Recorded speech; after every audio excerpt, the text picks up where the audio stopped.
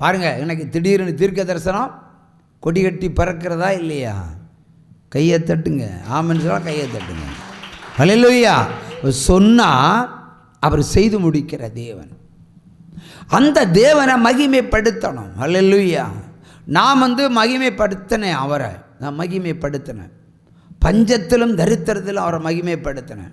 அந்த பாடலை எனக்கு தந்தார். இந்த பாடல் படியே என்னை உயர்த்திட்டார். ஒரு வினாடி விலகினது கூட கிடையாது. என் தேவன் என் சரீரத்தை விட்டு விலகின நேரமே கிடையாது. அப்படி ஒரு வினாடி இந்த விலகினா 1 கோடி பைகள் என் சரீரத்துக்குள்ளே ஏறிடும்.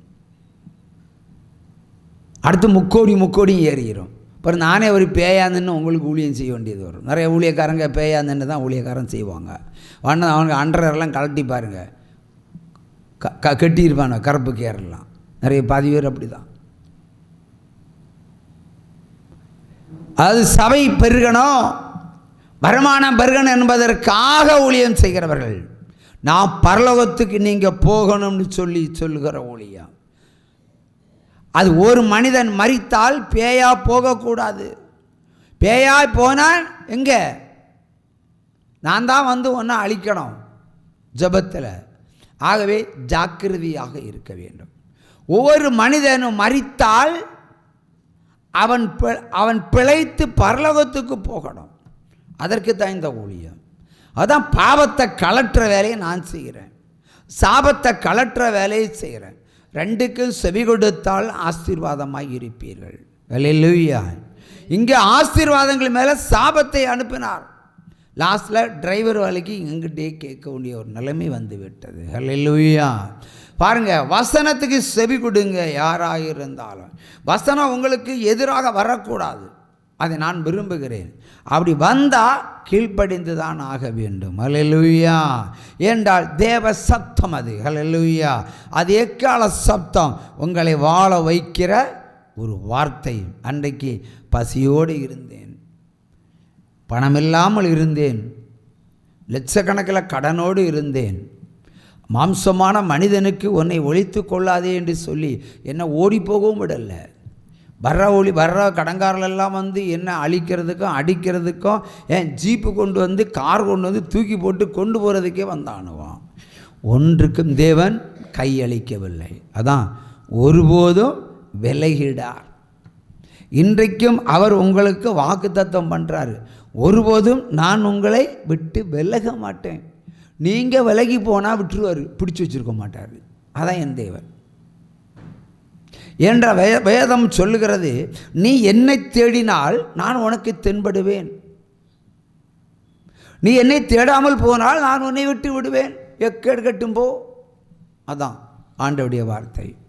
விடியற் காலை வழி என்னை நோக்கி பாரு, உன் முகத்தை நான் பிரகாசிக்க பண்ணுவேன். இங்கே ஆஸ்தி கிடையாது, பணம் கிடையாது. நம்ம எல்லாம் பணம் இல்லாதவங்க தான். இப்போ எல்லா நிர்வாகங்களுக்கும் பணம் தேவை, எல்லா நிர்வாகங்களுக்கும் பணம் தேவை. எல்லோருக்கும் தேவை தான் அதிகம். ஆனால் நமக்கு தேவை கர்த்தர் ஒருவரே.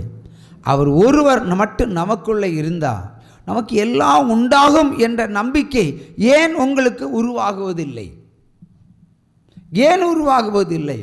தாவீது என்ன வசதி படைத்தவனாக இருந்தான். வசதி படைத்த குடும்பத்தில் அவன் பிரவேசித்தானே தவிர அதில் ஒன்றும் சாப்பிட முடியவில்லை. காட்டுக்கே அனுப்பி சோதித்தான். யாக்கோபு மிகப்பெரிய வசதி படைத்தவன். உலக ஆஸ்திகளெல்லாம் அவனுக்கு தான் சொந்தம். ஆபிரகாமுடைய சகல சொத்துக்கள், ஈசாக்கினுடைய சகல சொத்துக்கள், ஏசாவுடைய சகல சொத்துக்களுடைய அவகாசம் யாக்கோபுக்கு. ஆனால் அவனுக்கு கையில் கொண்டு போகிறதுக்கு ஒரு பாட்டில் எண்ணெய் மட்டும்தான் தாய் கொடுத்து அனுப்புகிறாள். 1 கிலோ தங்கத்தையோ இல்லை 100 மூட்டை உணவையோ கொடுத்து அனுப்பல. ஒரு பாட்டில் எண்ணெயை கொடுத்து நீ மாமனார் வீட்டுக்கு ஓடி போயிரு, அதான் உனக்கு பாதுகாப்புன்னு சொன்னாங்க. பொய் சொன்னதும் அவள் தான். ஆசீர்வாதத்தை திருடுவதற்கு செட்டப் பண்ணி மேக்கப் பண்ணி சகோதரனுடைய ட்ரெஸ்ஸை போட்டு பொய் சொல்லி ஆசீர்வாதத்தை வாங்க வச்சதும் தாய் தான். லாசரை துரத்துவதும் தாய் தான். அவள் துரத்தப்பட்ட யாக்கோபு எப்படி பாடியிருப்பான்? இந்த பாட்டை தான் அன்றைக்கும் பாடியிருப்பான். திரும்ப வரும்போது எப்படி வந்தான்? 21 ஆண்டுகள் தாண்டி வரும்போதெல்லாம் 2 பெரும் பரிவாரங்களோடு அவன் வந்தான். 2 பெரு பரிவாரங்களோடு வந்தான். ஏன்? ஆண்டவர் அவனோடு இருந்தார். அவன் பண்ணின ஒரு பொருத்தனை ஒரு கல் மேலே படுத்து கிடக்கிறான். வானம் திறக்கிறது. தேவதூதர்கள் ஏணியில் ஏறுவதும் இறங்குவதுமாக இருந்தார்கள். அப்பொழுது அங்கிரு சத்தம், யாக்கோபு என்ற பெயர் சொல்லி அழைத்து, நான் ஆபிரகாமின் தேவனும் ஈசாக்கின் தேவனுமாகிய உன் தேவனாகிய கர்த்தர் நானே. பாருங்க, அவர் அறிமுகப்படுத்துகிறார். நானே அவன் கர்த்தர் என்று அறிமுகப்படுத்துகிறார். உடனே அவன் கர்த்தருக்கு ஒரு பொருத்தனை பண்ணுறான். எனக்கு உண்டாகிற எல்லாவற்றிலும் தசமாத்தை உமக்கு தருவேன். அது மட்டும் இல்லை, உம்மை பார்த்த இடத்துல நான் ஒரு பலிபீடம் கட்டுவேன், பலிபீடத்தை கட்டுவேன்னு சொன்னார். அவன் போனான். 21 வருடத்திற்கு பிறகு அதே தேவன் தான் அவனை நடுராத்திரியில் எஸ்கேப் பண்ண சொல்கிறாரு. ஏன்னா மாமனார் விட மாட்டான். அவன் ஆஸ்திகளை கொள்ளையிட்டு வச்சிருக்கிறான், சம்பளத்தை கொள்ளையிட்டு வச்சிருக்கிறான். 10 முறை சம்பளத்தை ஏமாத்தினான். ஆண்டவர் சொன்னார், அவன் இல்லாத நேரம் பார்த்து, அதான் பாருங்க, தகப்பன் இங்கே தேவன் அல்ல தகப்பன், அவன் இல்லாத நேரம் பார்த்து உன் பொண்டாட்டி பிள்ளைங்க சொத்து ஆஸ்தியெல்லாம் எடுத்துட்டு எஸ்கேப் ஆயிரு. இரவோடு இரவாக அவன் ஓடி வந்தான். அங்கிருந்தும் ஓடி தான் வந்தான், இங்கிருந்தும் ஓடி தான் போகிறான். ஓட்டுனவர் கர்த்தர். பின்னாடி மாமனார் துரத்துறான், மருமகனை துரத்துறான். சவுல் ஒரு காலத்தில் தாவீதை துரத்துனது போல, இஸ்ரவேல் ஜனங்களை பார்வன் துரத்துனது போல இவனும் துரத்துகிறான். உடனே ஆண்டவர் தரிசனம் மாறாரு. நான் தான் அவங்கள போய் சொன்னேன், அவங்கள பின்தொடராத. பாருங்க, யாக்கோபு தேவனை சொந்தமாக வைத்து கொண்டபடியினால் யாக்கோவுக்கு ஒரு ஆபத்து காலம் மாமனாரால் வந்த பொழுது தேவனே தரிசனமாய் பின்தொடராத என்று சொல்லுகிறார். அல்லேலூயா. அவன் பயந்தான். அதுக்கப்புறம் போய் பார்த்துக்கிட்டு தான் வந்தான்.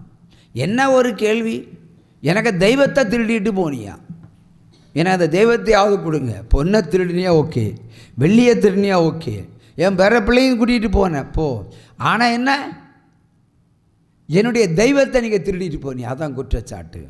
திருடினது யார்? யாக்கோபுடைய மனைவி, அவனுக்கு மகள், யாக்கோபுடைய மாமனாருக்கு மகள். அவன் என்ன ஒரு உரலில் அதை எடுத்து போட்டான். எனக்கு கொஞ்சம் வெள்ளி தங்கத்தில் செய்யப்பட்ட தெய்வமாக இருக்கலாம், அதை உரலை தூக்கி போட்டுக்கிட்டு கழுதைக்க சேனை, அந்த என்ன சொல்லுவாங்கல்ல அது சேனம், அதை தூக்கி மேலே போட்டுட்டு நான் மாதவிடாய் காலமாக இருக்கிறனால நான் எலும்பில்லை, நான் இங்கே உட்காந்துருக்கிறேன்னு சொல்லிட்டான். அப்படியா?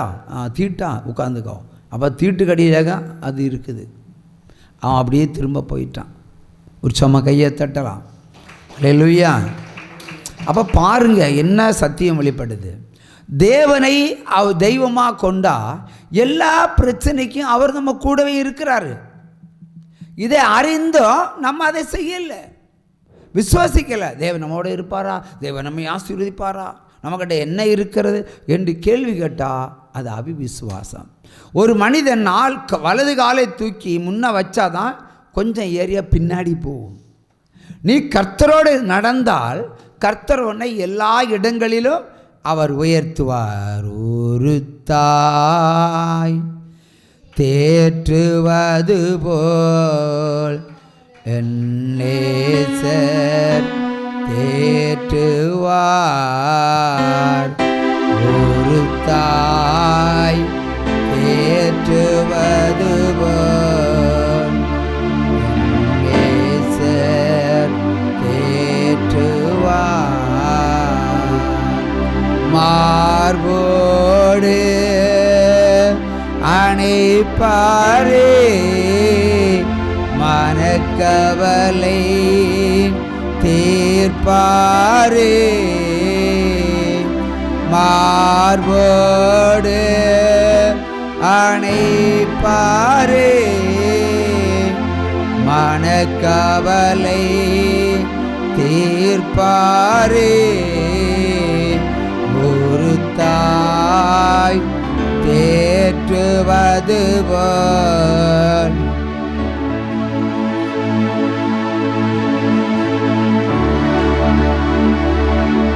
ஒரு தாய் தேற்றுவது போல் நேசர் தேற்றுவார். கரம் பிடித்து நடத்துவார். கண்மலை மேல் நிறுத்துவார். கரம் பிடித்து நடத்துவார்.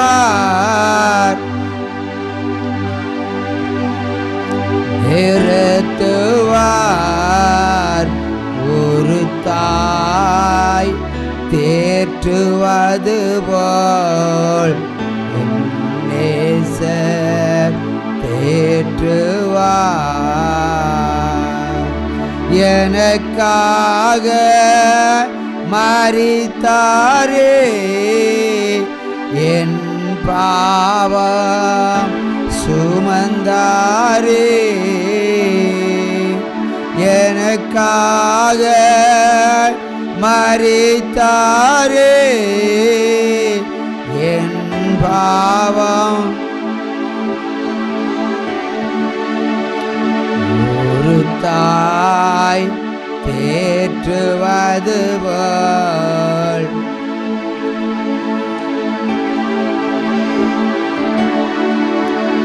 ஒரு போத கைவிடார்.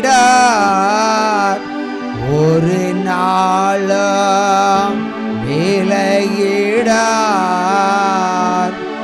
ஒரு போத கைவிடார். ஒரு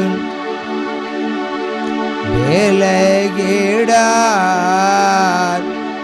ஒரு தாய் தேற்றுவது போல் நேசர் தேற்றுவார். ஒரு தாய் தேற்றுவது போல் நேசர் தேற்றுவார்.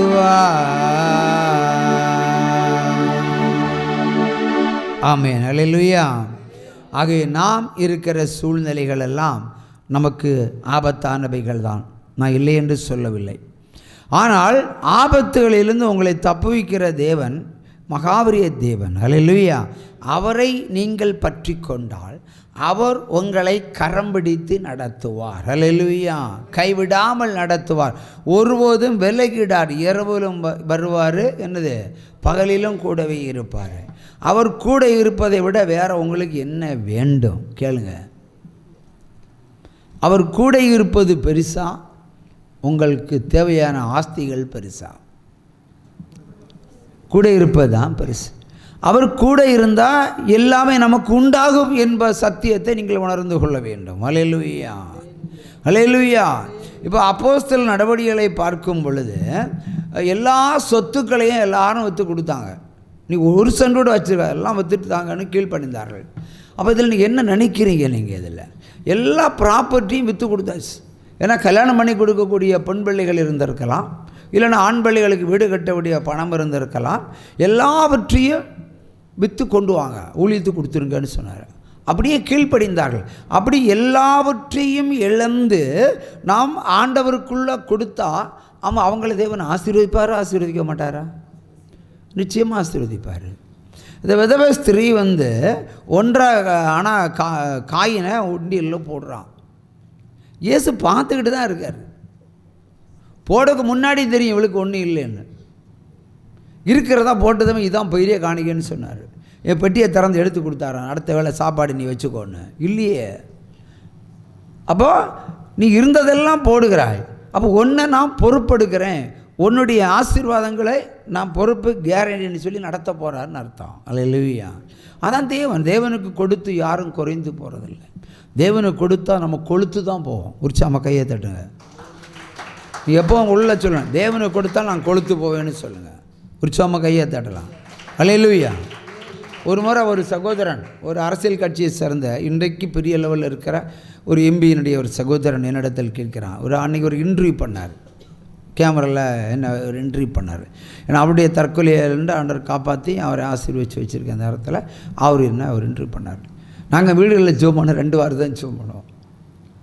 இந்த பாட்டு பாடுறது 4 வசனத்தை சொல்கிறது ஒன்றும் கிடையாது. போனால் 2 வார்த்தை சொல்லுவார், இல்லைன்னா 2 வசனத்தை சொல்லுவார். ஆலோசனைகள் கொஞ்சம் நிறைய வழங்குவார். ஆனால் சுவிசேஷம் என்பது நறுக்குன்னு குத்திடுவார். அது அம்புகளாக இருக்கட்டும், இல்லை பேய்களாக இருக்கட்டும், எதுவாக இருக்கட்டும். அப்புறம் சொல்லுவார், நீங்கள் ஊழியத்தில் காணிக்கையெல்லாம் வாங்குறீங்க, ஆனால் வாங்குகிற காசுக்காவது நீங்கள் ஜெபம் பண்ண வேண்டாமா என்று ஒரு கேள்வியை கேட்டார். பேட்டியிலே கேட்டார், வாங்குகிற காசுக்காவது நீங்கள் ஒரு ஜெபம் பண்ண வேண்டாமா? ஒரு பாட்டு இல்லை, ஒரு வசனம் இல்லை. அப்படி தான் ஊழியம். அப்போது நாங்கள் அதுக்கு என்ன பதில் கொடுத்தேன்னா, நான் முழங்கால் படிக்கிட்டதும் உங்கள் பிரச்சனையை சொல்லுவார், கட்டவிழ்க்கிறேன்னு சொல்லுவார், முடிஞ்சு போச்சு. அவர் கட்டவிழ்த்த போகிற தான் யாது கட்ட அவிழ்க்கிறதுக்கு? கட்டு இருந்தால் தானே அவிழ்க்க முடியும். அவர் கட்டவிழ்த்தேன்னு சொல்லிட்டார், அதை நான் விசுவசித்திருக்கிறேன். அதுக்கப்புறம் ஆண்டவரே கட்டவளும், ஆண்டவரே கட்டவளும், ஆண்டவரே கட்டவளும்னு சொன்னால் நான் அந்த கிறிஸ்துவா? அவருக்கு பாரு போ சனியனே எழுதிடுவார். அவரே பேசுகிறார், உங்களுக்கு வாக்குத்தத்தம் ஒன்று கொடுக்குறாரு, கட்டவழ்த்தினால சொஸ்தம்னு சொல்ல, விசுவசிப்பதான் உங்கள் வேலை. அவர் பேசின பிறகு நான் பிறகு ஏன் பேசுகிறேன்? அவர் பேசும் வரைக்கும் நான் ஜெபம் பண்ணலாம். அவர் பேசிட்டால் நான் ஜெபம் பண்ணுறதே கிடையாது. அது ஃபோனில் சரி தான், அடுத்த ரிப்ளை எதிர்பார்த்துட்டே இருக்க மாட்டேன். அவர் பேசி முடித்தா டப்புன்னு ஃபோனை கட் பண்ணிடுவேன். உடனே நினைப்பாங்க, ஏன்னா ஒரு வார்த்தை பேசுக்கு முன்னாடி கட் பண்ணிட்டாரு, என்ன திமிர் பிடிச்ச ஊழியக்காரனாக இருப்பான்னு. அதை அவர்கிட்ட போய் கேட்கணும். ஒரு சம்ம கையை தட்டலாம். அல்லேலூயா. அவர் தேவன் பேசின பிறகு நான் பேச வேண்டிய அவசியம் எனக்கு இல்லை. தேவனுடைய வார்த்தையை விளம்புவது தான் என்னுடைய வேலை. அல்லேலூயா. அந்த வார்த்தைகள் உங்களுக்கு கொடுக்கப்படுகிறது. அல்லேலூயா. அந்த வார்த்தை கொடுத்தா நீங்கள் நச்சுன்னு பிடிச்சிட வேண்டியதுதான். பிடிச்சிக்கிட்டு அதை ஃபாலோ பண்ணணும். அல்லேலூயா. நீங்கள் அவரை ஃபாலோ பண்ணினால் உங்களுக்கு ஆசீர்வாதம். என்னை ஃபாலோ பண்ணினா மறுபடியும்